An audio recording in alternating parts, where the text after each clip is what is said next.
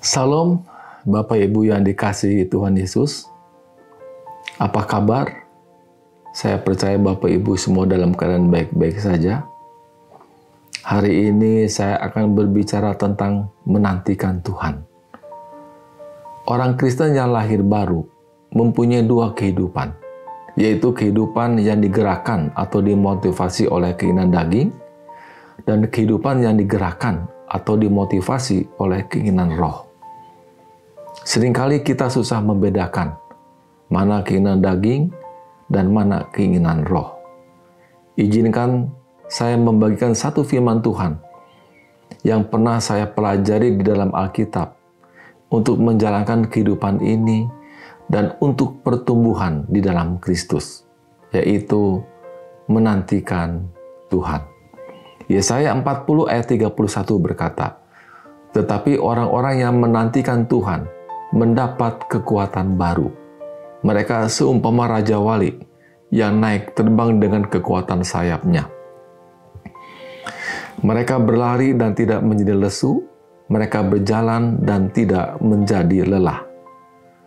Di dunia kita saat ini yang serba cepat, ketika semua diukur dengan waktu, momen, uang, daftar, proyek atau pekerjaan untuk diselesaikan, sangatlah penting kita sebagai orang Kristen untuk mengerti bahwa daging kita mengingini untuk pergi sepanjang waktu, mengejar jadwal pekerjaan, dan menjalankan kesibukan kita.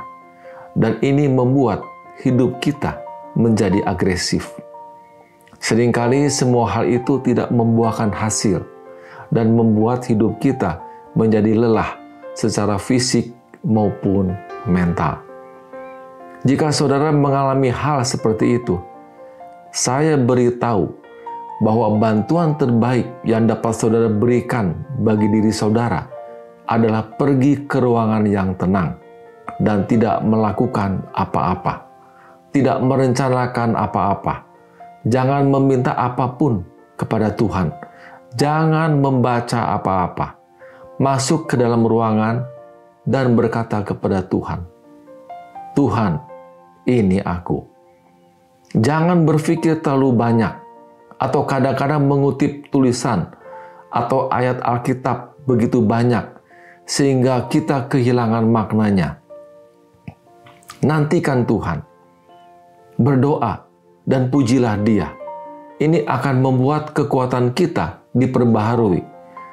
Jika saudara merasa lelah dan kosong secara rohani, firman Tuhan ini untuk saudara sekarang. Nantikanlah Tuhan. Ketika saudara ada di dalam hadirat-Nya, saudara sedang hidup dalam kekuatan Roh Kudus, dan Tuhan akan berbicara kepada saudara. Tuhan tidak akan berbicara kepada saudara saat saudara sedang dalam pelarian dan sibuk dengan diri sendiri. Jika saudara memperhatikan dalam Alkitab, Yesus tidak pernah terburu-buru. Kemanapun Yesus pergi, Dia tidak pernah lari atau terburu-buru, karena Dia sepenuhnya mempercayai kehendak Bapanya. Yesus tahu bahwa ketika Dia sampai di suatu tempat, itu adalah kehendak Bapanya. Jika Dia tidak pergi ke suatu tempat, itu juga adalah kehendak Bapanya.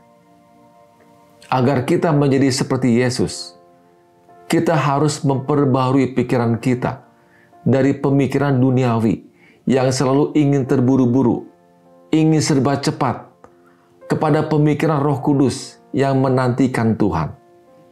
Dan ketika kita melakukan itu, maka kekuatan saudara akan diperbaharui, dan saudara akan naik dengan kekuatan sayapmu. Itu berarti saudara akan terbang di atas masalah, dan saudara akan berjalan dan tidak menjadi lesu. Saudara akan berlari dan tidak akan menjadi lelah.